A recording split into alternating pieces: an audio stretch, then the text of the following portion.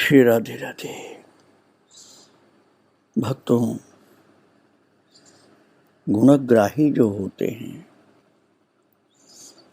वो गुणों को ग्रहण करते हैं और फिर एक जैसे भंवरा होता है अथवा मधुमक्खी कह लीजिए,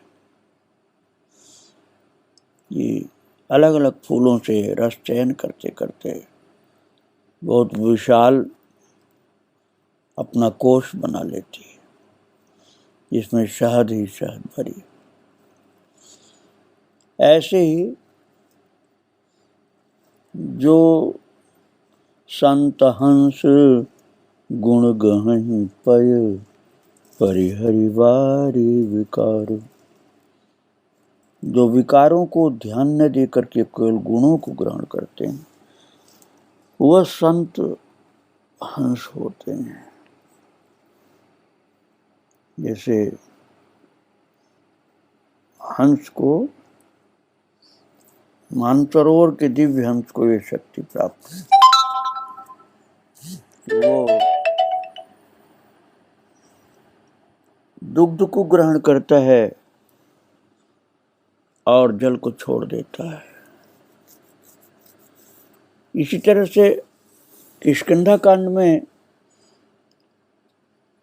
वर्षा ऋतु की शोभा का वर्णन करते हुए संत तुलसीदास जी ने लिखा है, सिमिटे सिमिटे जल भरहि तलावा, जिमि सद्गुण सज्जन पहियावा। बरसात हो रही थी, उन्होंने देखा, भगवान राम जी बता रहे हैं, तुलसीदास जी लिख रहे हैं कि सिमट सिमट करके, सरक सरक करके बरसात का जल एक तालाब में इकट्ठा होता जा रहा और तालाब भर गया, जबकि बरसात एक एक बूंद ही हो रही थी, लेकिन फिर भी तालाब भर गया। ऐसे ही जो सत्संग के ग्राहक होते हैं सच्चे, वो संत लोग अपने मन मस्तिष्क हृदय के सरोवर को गुणों से भर लेते हैं और संतों के अनुभवों को ले ले करके ज्ञान विज्ञान का संचय करते हुए भरपूर हो जाते हैं सद्गुणों से, दैवी गुणों से, और उसी का आस्वादन करते रहते हैं। तो महाराज उड़िया बाबा भी जब ब्रह्मचारी रूप में थे तो ऐसे ही जीवन था उनका। बहुत संतों के द्वारा ज्ञान विज्ञान का संचय किया, आस्वादन किया, फिर मुक्त हस्त से अधिकारी जनों को वितरण भी किया और इस प्रकार से इधर उधर भटक कर अपने अमूल्य समय को पूरा पूरा सदुपयोग किया।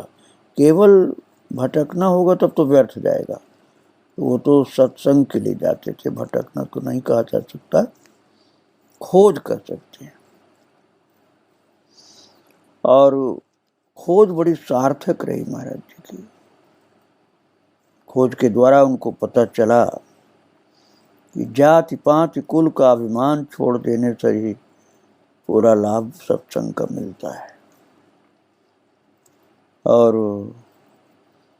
सभी का सत्कार करके अपनी आवश्यकता जो है केवल उसी पर दृष्टि रहती है, अर्थात व्यर्थ की चीज को नहीं देखते, सार सार को ग्रहण करते हैं। इस प्रकार संपूर्ण भारत में महाराज जी का ये संतों की खोज का अभियान चालू रहा। जगह जगह तो बड़े प्रलोभन और बाधाएं भी आई। माया ठगनी ने अपना आकर्षक जाल बिछा करके परीक्षाएं भी ली, परंतु श्री उड़िया बाबा जी महाराज बड़े निष्ठावान और मातृचरणों का आश्रय रहने के कारण विचलित नहीं हुए। उस समय तो माँ को ही इष्ट देवी मानते थे, तो हर जगह मातृ दृष्टि रहती थी उनकी। अटूट लगन थी, अटल श्रद्धा थी। मातृ हृदय में करुणा का उद्रेक हुआ और उन्होंने अपने इस परम भक्त को, जो आगे चल के उड़िया बाबा बनेंगे, अभी तो ब्रह्मचारी जी थे, एक ऐसे संत का दर्शन कराया माता देवी ने जो निर्विकल्प शांति साम्राज्य पर अभिषिक्त और निर्विकल्प समाधि में परिनिष्ठित थे। उन्होंने उनको सच्चा अधिकारी जान करके, उत्कट लगन देख करके परम शांति साम्राज्य के द्वार को खोलने की कुंजी दे दी और उसे पा करके इनके हर्ष का ठिकाना नहीं रहा। फिर निश्चय हुआ कि सिद्धांत और शांभवी मुद्रा द्वारा पूर्ण स्थिति प्राप्त की जा सकती है और ये मार्ग सर्वथा सरल और निरापद है। शांभवी मुद्रा के विषय में ऐसा वर्णन है भक्तों, अंतर्लक्ष्य बहिर्दृष्टि निमेषोन्मेष वर्जिता सा भवेत् शांभवी मुद्रा सर्वतंत्रेषु गोपिता।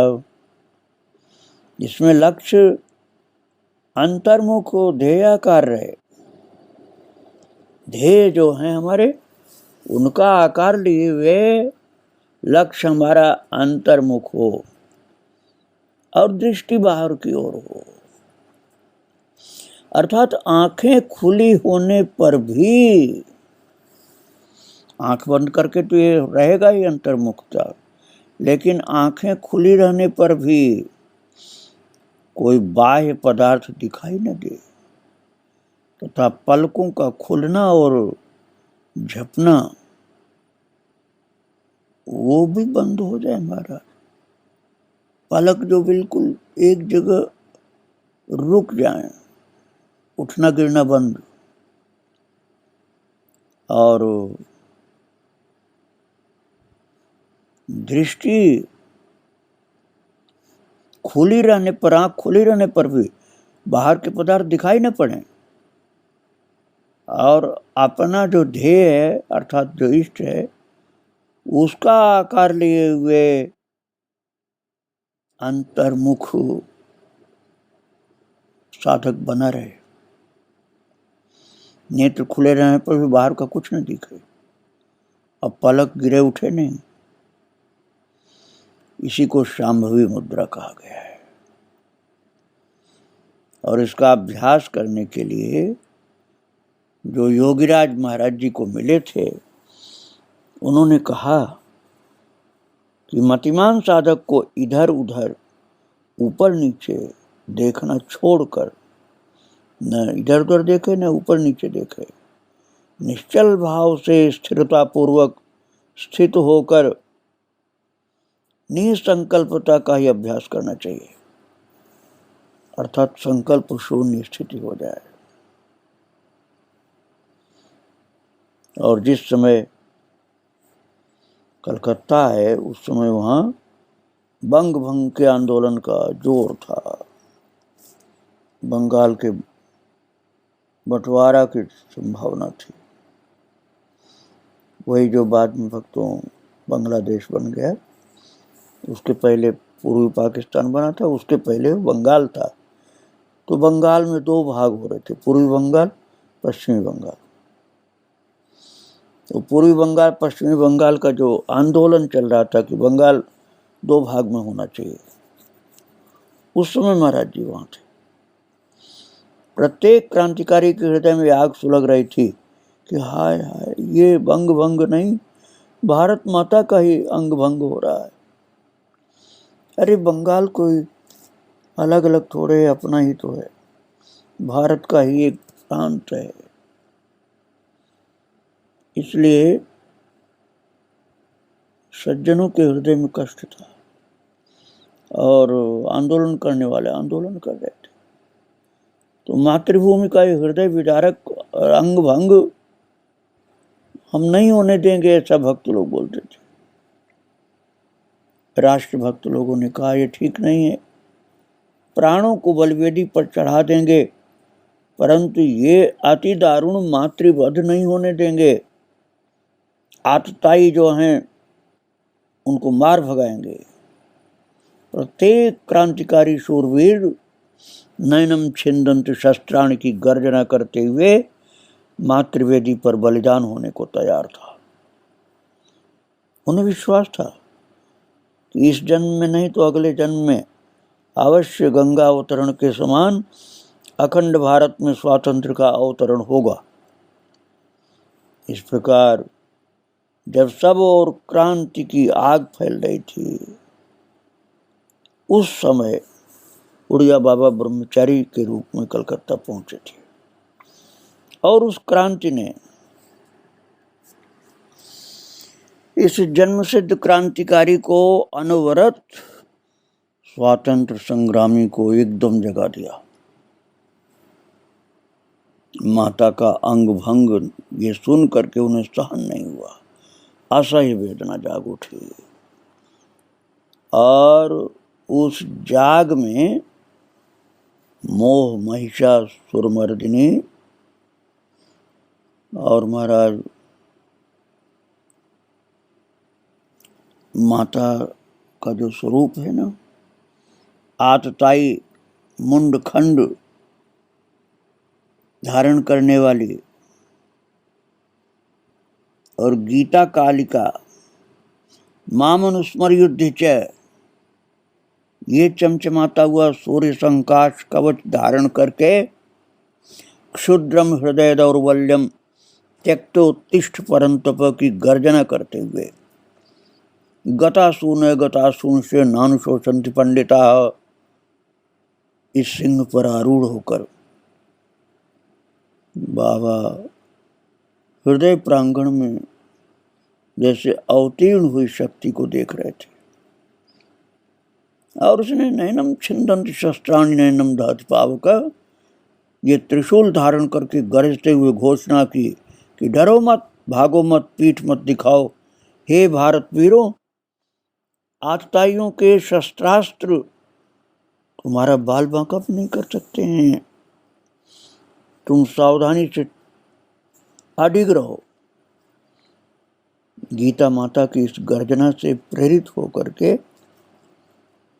महाराज जी मातृभूमि के उद्धार के लिए इस क्रांतिकारी स्वतंत्रता संग्राम में कूद पड़े और प्राणों का मोह छोड़ करके उस संग्राम में जुट गए। क्रांतिकारी वीर आग में खेल रहे थे, उन्हें मृत्यु का कोई भय नहीं था, क्योंकि उनकी धारणा थी कि जातस्य ही ध्रुव मृत्युर ध्रुवम जन्म मृतस्य च। वे फलाशक्ति से मुक्त थे, फल की आसक्ति उनको नहीं थी बिल्कुल भी। सोचते थे कि इस जन्म में ही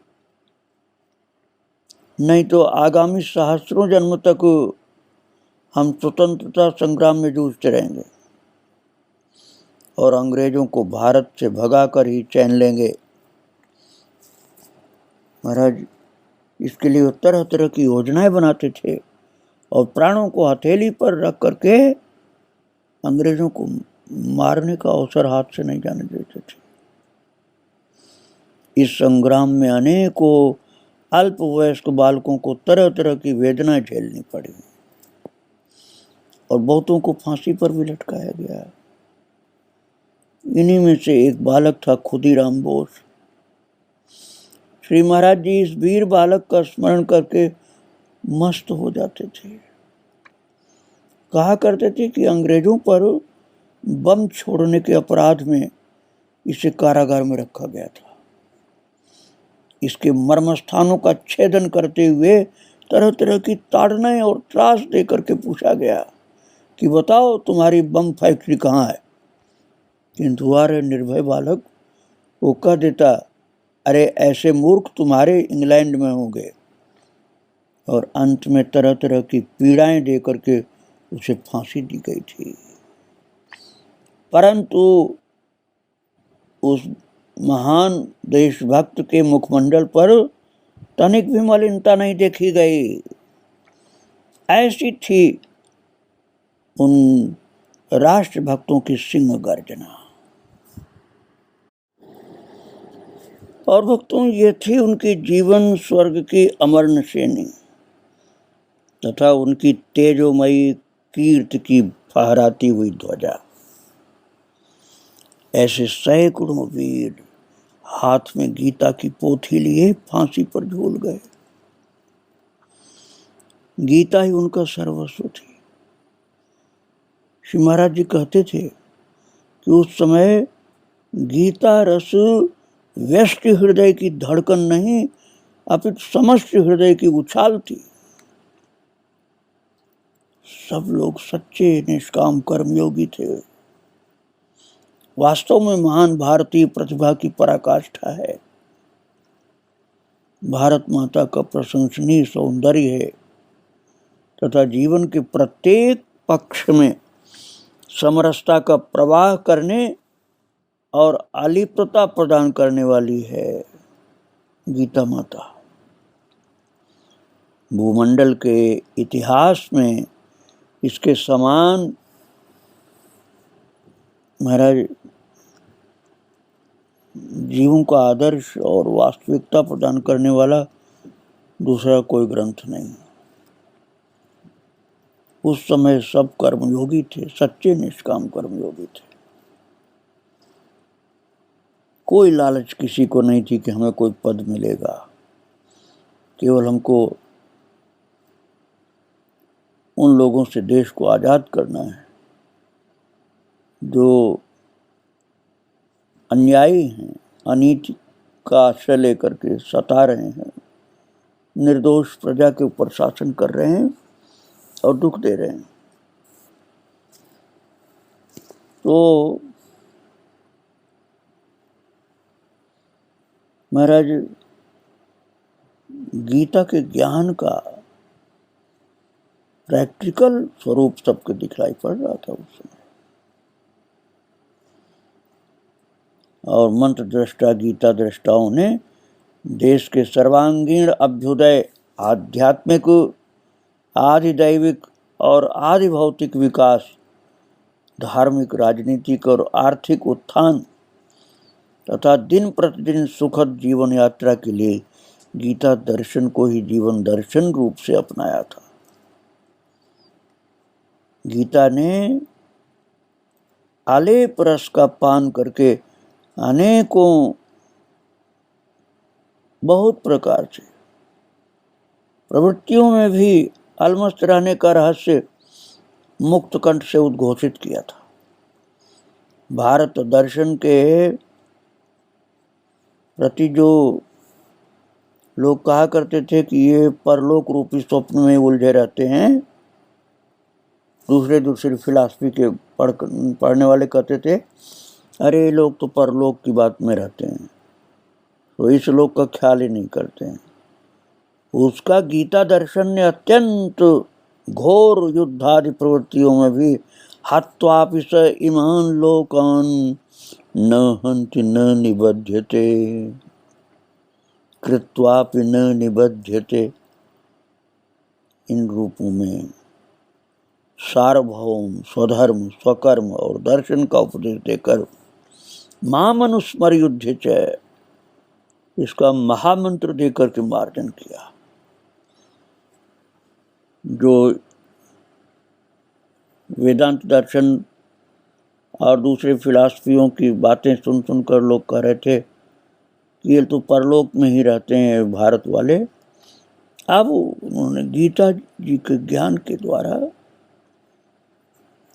अपने वास्तविक वर्तमान जीवन में भी ये दिखला दिया कि हम केवल परलोक नहीं, हम इस लोक में भी भगवान से जुड़े हुए सच्चे देशभक्त निष्काम कर्मयोगी हैं। और कर्मयोग का आश्रय लेकर के फलाभिसंधि से रहित हो, दत्त चित्त हो करके धर्मार्थ कर्म करते हैं। भक्ति योग की दृष्टि से स्वकर्म द्वारा भगवान का अर्चन करो, फल भगवान के अधीन है।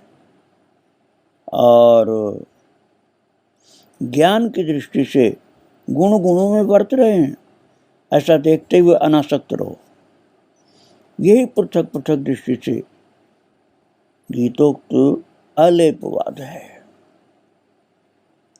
और इसका अनुसरण करने वाला विवेकी पुरुष सर्वदा मुक्त होता है। सब कुछ करने पर भी उसमें कर्तृत्व बुद्धि नहीं होती कि मैं करता हूँ। हमारे जो प्रभु हैं वही वास्तविक करता है, मैं तो उनका सेवक हूँ। इस तरह से भक्ति की भावना के साथ सेवा परायण होकर, जैसे जनक जी थे, उस तरह से पवित्र भावना में भारत में जागृति उत्पन्न हो गई थी। और भक्तों, ये वास्तविकता भी है कि गीता जी भले ही अपने भारत देश की संपत्ति हैं, लेकिन हैं सबके लिए, सभी काल में, सभी युग में, सभी देश में, सभी के लिए कल्याणकारी हैं। धर्म का विश्वकोश है, देखने में छोटी सी गीता जी है, और सामान्य व्यक्ति के द्वारा बोली हुई तो है नहीं। स्वयं परमात्मा ही बोले हैं, ईश्वर बोले हैं, तो वो क्यों किसी का पक्ष लेंगे? वो तो सबके कल्याण की बात करते हैं। वे केवल धर्म का पक्ष लेते हैं, जीव के उद्धार का पक्ष लेते हैं। इसी क्रांति के सेनानी तथा इसके प्राण और जीवन थे श्री अरविंद घोष। भक्तों, मैं अरविंद घोष जी का चरित्र आपको सुना चुका हूँ 6 वर्ष पहले। अंग्रेजी शासकों ने उन्हें जेल में बंद कर दिया था, परंतु वे कहते थे कि ये कारागार नहीं, कृष्ण की जन्मभूमि है। मैं वीरवर श्री कृष्ण की झांकी कर रहा हूं। उनके मुख से गीता का उपदेश हो रहा है। क्षुद्रम हृदय दौर्बल्यम त्यक्तोत्तिष्ठ परंतप। कैसी विचित्रता है उस मुखाम्बुज की, जिसके कारण वे वीर रस में भी समरस हैं तथा प्रलयकालीन विस्फोट जैसे युद्ध की ज्वाला में भी दावानल विहारी जान पड़ते हैं। जब श्री कृष्ण और श्री कृष्ण हृदय हमारे साथ हैं, तब चिंता किस बात की है? क्योंकि यत्र योगेश्वर कृष्णो यत्र पार्थो धनुर्धर तत्र श्रीर्विजयो भूतिर ध्रुवा नीतिर मतिर्मम। भारतीय इतिहास से स्पष्ट होता है कि समय समय पर यहाँ ऐसे पूर्ण संत हुए हैं जिन्होंने राज्य आदि लौकिक व्यवहार के संचालन में भी हाथ बटाया है। ऐसा नहीं है कि आप ये कहते हैं कि राजनीति से क्या मतलब संत को। लौकिक व्यवहार राज्य आदि के जो हैं उनमें भी हाथ बटाया संतों ने। केवल इतना ही नहीं, उन्होंने राज्य स्थापन, राज्य संचालन तथा राजा प्रजा का परिपालन भी किया है। वे समष्टि रूप से संचालन तथा राजा प्रजा का परिपालन भी किया करते थे। वे समष्टि रूप से दैनिक, दैविक और भौतिक तापों का निवारण करते थे। फिर व्यष्टि रूप से भी यही कार्य करते थे। जब महान विपत्ति पड़ती है, पूर्व काल में भी पड़ी थी, तो प्रजा उन त्रिकालदर्शी संतों की शरण अवश्य लेती थी। युद्ध काल में ऐसी भी परिस्थिति आ जाती है जब युद्धरत वीर किन कर्तव्य विमूढ़ हो जाते हैं। उस रुकावट को हटाने और समस्या का समाधान पाने के लिए संत शरण एकमात्र अमृत संजीवनी सिद्ध होती है। और महाराज उस समय भारत के संत भी, जिनमें अरविंद घोष का नाम मैंने लिया, उड़िया बाबा का नाम लिया, और श्री पोद्दार जी महाराज, श्री राधा बाबा, और न जाने कितने महान महान संत लोग अपनी भारत माता को स्वतंत्रता प्रदान कराने के लिए अपनी संपूर्ण शक्ति को लगा दिए थे। और श्रद्धा विश्वास के साथ ये क्रांतिकारी देश सेवक बन गए थे। कोई ऐसा नहीं था कि जो इस कार्य को महत्व न देता हो। और इन लोगों की फांसी भी हुई, कितने ऐसे थे उनमें, लेकिन संत लोग उससे डरे नहीं, अपने कार्य को करने में आगे चलते रहे। और महाराज बड़े बड़े सिद्ध संतों का भी इसमें योगदान था, उसके विषय में आपको कल सुनाऊंगा। आज महाराज जी को प्रणाम करके यहीं विराम दे रहा हूँ। श्री राधे राधे, जय श्री राधे।